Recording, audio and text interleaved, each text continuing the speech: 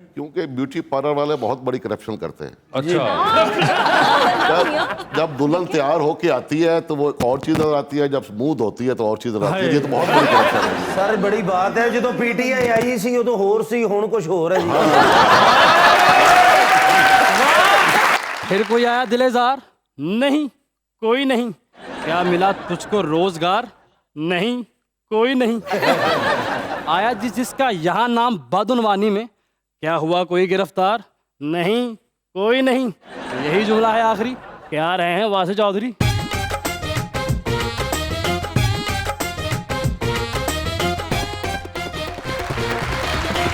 देखती आंखों, सुनते कानों और धड़कते दिलों, आप सबको हमारी तरफ से अस्सलाम वालेकुम। क्या हाल चाल है? बिल्कुल ठीक है यार, आप कैसे हैं? मैं बिल्कुल ठीक। इनोसेंट आदमी, बहुत ज्यादा पढ़े लिखे, समझदार, कोई भी बात करो नहीं जवाब देंगे। बस भाई ਨੂੰ मोटरसाइकिल लेके जान दे ते पैदल जान दे। मैं कह नवी ਲਈ जे मुबारक होए, कहंदा नवी नहीं ਲਈ, दोस्त दी है, पेंचर लवान चलना। मैं भी एक बारी पूछा, मैं क्या पहन के पराडो च बैठे हो? कहंदा नहीं, एक दो बारी थले आया। ਇਹਨਾਂ ਦੇ ਘਰ ਵਾਲੇ ਇਹਨਾਂ ਨੂੰ ਕਹਿੰਦੇ ਕਿ ਅਸੀਂ ਜ਼ਰੂਰੀ ਗੱਲ ਕਰਨੀ ਹੈ, ਤੂੰ ਜ਼ਰਾ ਬਾਹਰ ਜਾ ਤੇ ਟਿਕਟ ਕਟਾ ਕੇ ਦੁਬਈ ਚਲੇ ਗਏ। बुलाते अपने आज के पहले मेहमान को, पाकिस्तान तहरीक इंसाफ के रुकन पंजाब असेंबली के अंदर साथ साथ पार्लिमानी सेक्रेटरी फॉर कॉलोनीज जनाब लेफ्टिनेंट कर्नल रिटायर गजनफर बादशाह।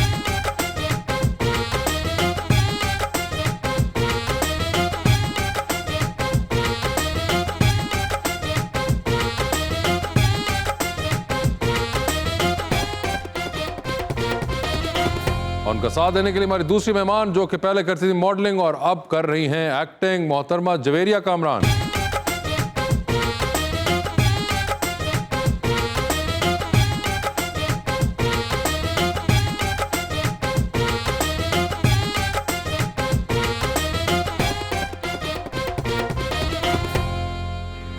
वेलकम टू द शो जी। शुक्र है जवेरिया जी आए हैं, इतना इंतजार करवाया आपने।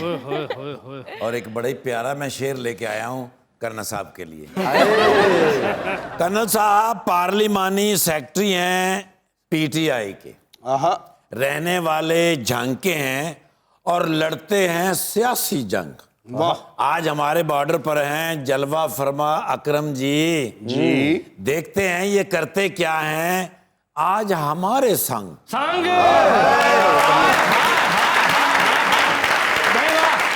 रिश्वत दा कोई रेट नहीं हुंदा। रिश्वत दा कोई रेट नहीं हुंदा। मुंह हुंदा पर पेट नहीं हुंदा। ते खा जांदी है हर शै वजनी। खा जांदी है हर शै वजनी, भावें उसदा वेट नहीं हुंदा। वो समझता है दो बातें करके पगला बहला होगा। पगला बहला। चेहरा तो उसका साफ है मगर दिल मैला होगा। वाह वाह। जरदारी साहब हर पार्टी की सदारत से जो मिल रहे हैं गजनफर भाई, पीटीआई में थोड़ा सा खौफ तो फैला होगा।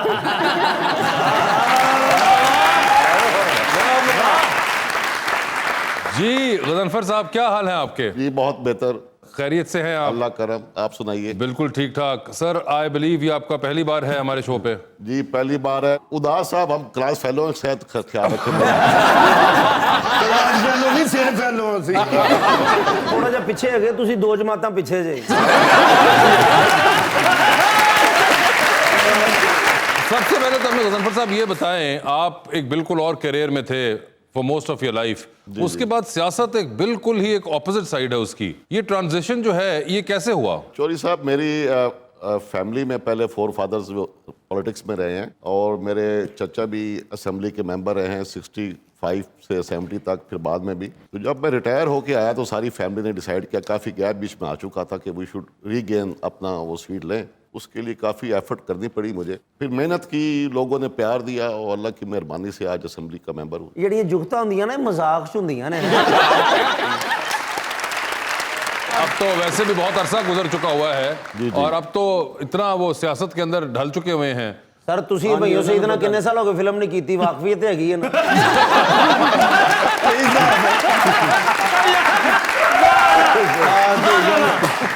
यार ये देखिए आपने ये बात की है तो कितने इनहमाक से जवेरिया जो है वो आपकी तरफ देख रही थी। जवेरिया क्या हाल है आपके?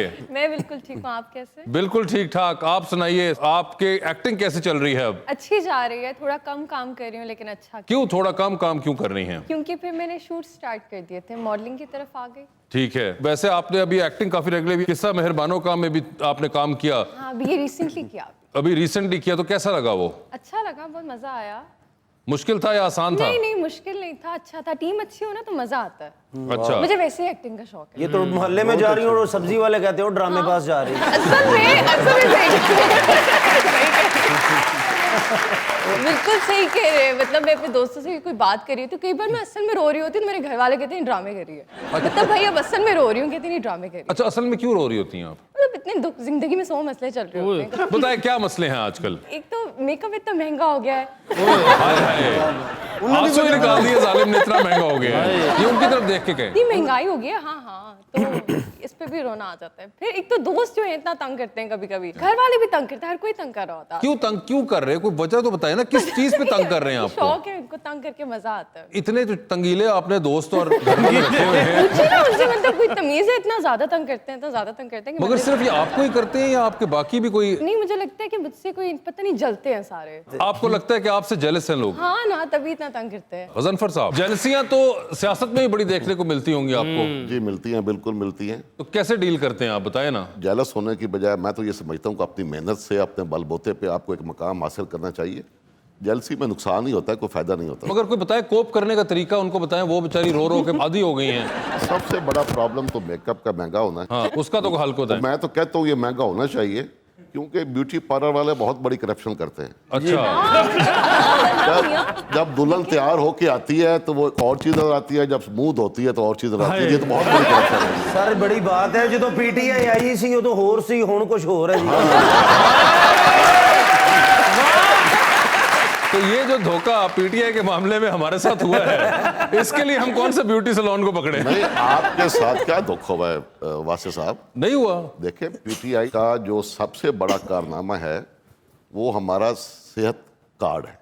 वो मैं कहता हूँ वो पीटीआई का एक ट्रम्प कार्ड है। बड़ी बात है सर। हर खानदान को 10 लाख रुपया सालाना फ्री इलाज मिलेगा। सर इस खुशी से मैं पूरा खानदान बीमार कर लिया, नहीं मिल रहा जी किसी ने। जनाब तुम बीमार होना ना मिले तो सन पड़ जाए।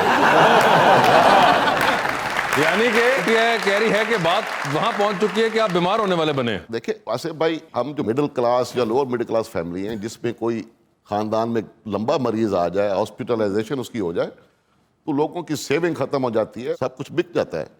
तो ये 10 लाख रुपया खानदान के लिए बहुत ही रिलीव है, और ये उसी को पता होता है जिसके घर में बीमारी आई होती है। बिल्कुल। और इसके बाद एक राशन कार्ड लॉन्च कर रही है गवर्नमेंट गरीब तबके के लिए, क्योंकि हमारा ऑलमोस्ट 50-60% गरीब, 20-25 हज़ार जिसकी तनख्वाह है उसका 60% किचन में चला जाता है। अगर उसको 20-30% किचन की अशिया पे सब्सिडी मिल जाएगी तो ये आई थिंक उसके लिए बहुत बड़ी हेल्प होगी, ताकि उसमें ये चीनी बेशक 120 रुपये में मिल जाए तो उसको 80 रुपये पे मिल जाएगी, आटा उसको 30% सस्ता मिल जाएगा।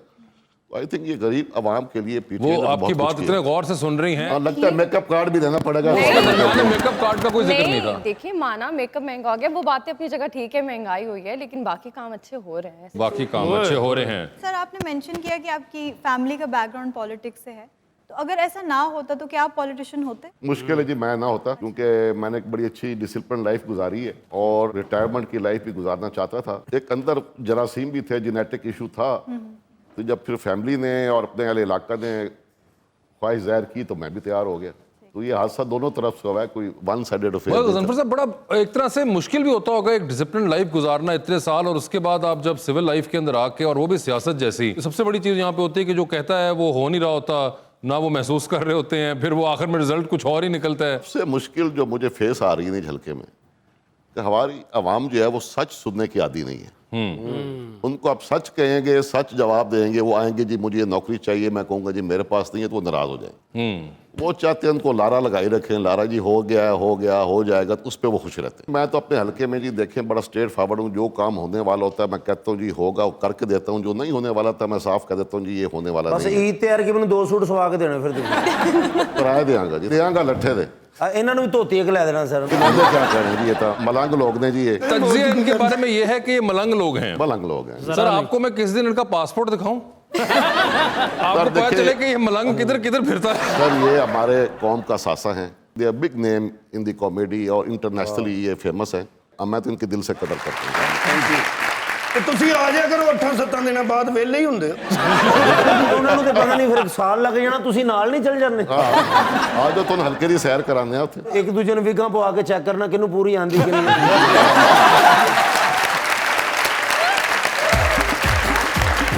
अगर साज छेड़ा तराने बनेंगे, करप्शन के कितने फसाने बनेंगे। ये सरमाया काराना सिस्टम रहा अगर तो खुशहाल चंद एक घराने बनेंगे। अगर टैक्स नेट को बढ़ाया गया तो उठेगी मैशत खजाने बनेंगे।